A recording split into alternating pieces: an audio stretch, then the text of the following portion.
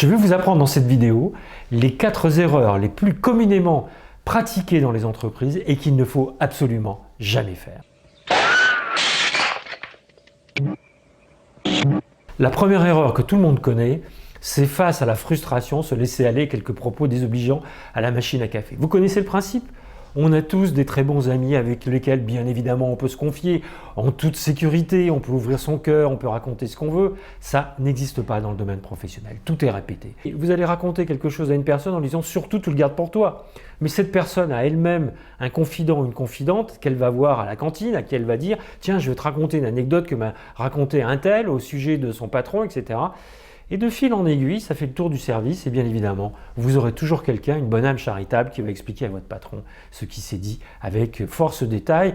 Et ne vous faites aucune illusion, ça va être amplifié et en plus déformé. Deuxième erreur communément admise, c'est dans le domaine professionnel, confondre la liberté d'expression qui existe dans notre société, bien évidemment, avec la liberté de s'exprimer lors d'une réunion et de contredire ce que dit votre patron ou de contester ou d'émettre un avis différent publiquement. Alors ça, c'est une erreur qui ne pardonne pas. Pourquoi ? Parce que tout simplement, beaucoup de supérieurs hiérarchiques sont dans une posture de supérieur hiérarchique. Et contrairement à ce que vous pensez, beaucoup de supérieurs hiérarchiques ne sont pas si solides que ça sur leur base. Ils n'aiment pas être contestés et discutés dans le cadre de leur autorité ou dans le cadre de l'expression de leur fonction. Et mettez-vous à leur place, vous êtes debout, vous êtes en train de parler à votre équipe, vous êtes en train d'essayer de les motiver, vous essayez de passer votre message et puis tout d'un coup, vous avez quelqu'un qui va comme un zébulon sortir de sa boîte et dire quelque chose qui va vous déstabiliser, vous embêter, vous gêner. Là aussi, ne vous faites aucune illusion. Vous aurez peut-être en façade un peu d'amabilité, on vous dira oui, je vous écoute, c'est intéressant ce que vous dites, etc. De toute façon, ça aura 2 impacts. Premier impact, ça ne changera absolument rien à sa façon de penser. Dans 99% des cas, et je l'ai vécu des milliers de fois à titre personnel, aucun patron ne changera son point de vue, ça ne fera évoluer sa décision en public si jamais on le contredit. Je n'ai jamais vu faire ça. Mais peut-être que vous y arriverez, mais en tout cas, c'est une très mauvaise idée. Et deuxième idée, vous allez vous le mettre à dos. Soyez-en sûrs, même si c'est une âme charitable, une très bonne âme, il ne va pas apprécier et ça va durer un certain temps. Et malheureusement, si ce certain temps, vous avez au milieu les évaluations, si vous avez le choix sur les bonus, si vous avez le choix de quelqu'un pour une évolution, devinez, et bien malheureusement, vous ne serez pas bien positionné tout simplement à cause de ça, parce que votre patron n'aura pas admis ça. Ça ne veut pas dire que vous ne pouvez pas exprimer ce que vous pensez. Juste une parenthèse, faites-le.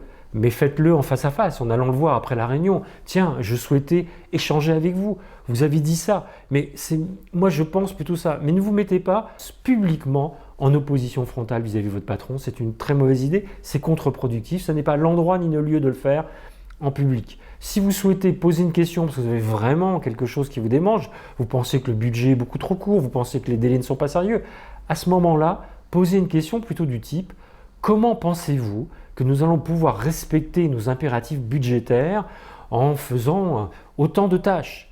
Comment pensez-vous que nous allons pouvoir réussir à tenir les délais qui me paraissent très contraints compte tenu de l'ensemble du travail qu'il y a à faire ?» Ça sera beaucoup plus facilement admis parce que vous lui posez une question et vous lui dites comment, plutôt que de dire que on va se planter, on ne respectera pas le budget, il y a de fortes chances qu'on dépasse les limites du temps. Tout ça, vous serez considéré comme étant un esprit négatif.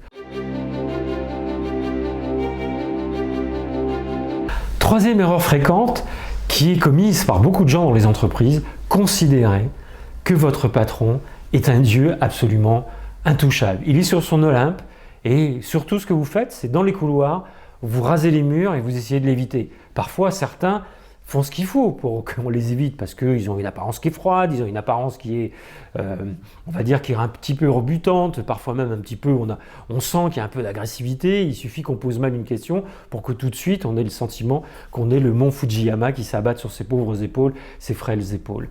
Et beaucoup de gens font comme ça. Contrairement à ce que vous pensez, il y a très peu de personnes qui osent traiter leur supérieur hiérarchique comme un être humain qui lui parle normalement, qui échange avec lui sur son week-end et qui vont échanger comme ça quelques mots aimables. Surtout, ne rasez pas les murs. C'est une très mauvaise idée. C'est la meilleure façon d'être complètement, on va dire, sans saveur ni odeur vis-à-vis de son supérieur hiérarchique parce qu'il ne vous connaît pas, puisque vous n'avez pas d'interaction avec. Vous l'évitez Et en l'évitant, lui aussi va finir par vous éviter. Il va vous éviter lors des bonus, il va vous éviter lors des augmentations de salaire, il va vous éviter. Pourquoi? Parce que tout simplement, il ne va pas penser à vous. À qui pense un manager qui gère des équipes relativement importantes quand il a un bonus à donner, une augmentation de salaire, une promotion, une question, un job intéressant? À qui il va proposer ça? Il va proposer ça aux gens qu'il connaît. Et quels sont les gens qu'il connaît? C'est les gens qui vont vers lui, c'est les gens qui lui parlent. Donc mon troisième conseil, c'est vraiment ne traitez pas votre supérieur hiérarchique comme étant un être différent. Traitez-le avec la déférence bien évidemment qu'il mérite, mais traitez-le comme l'ensemble de vos autres collègues et vous vous rendrez compte que vous serez inclus dans son cercle.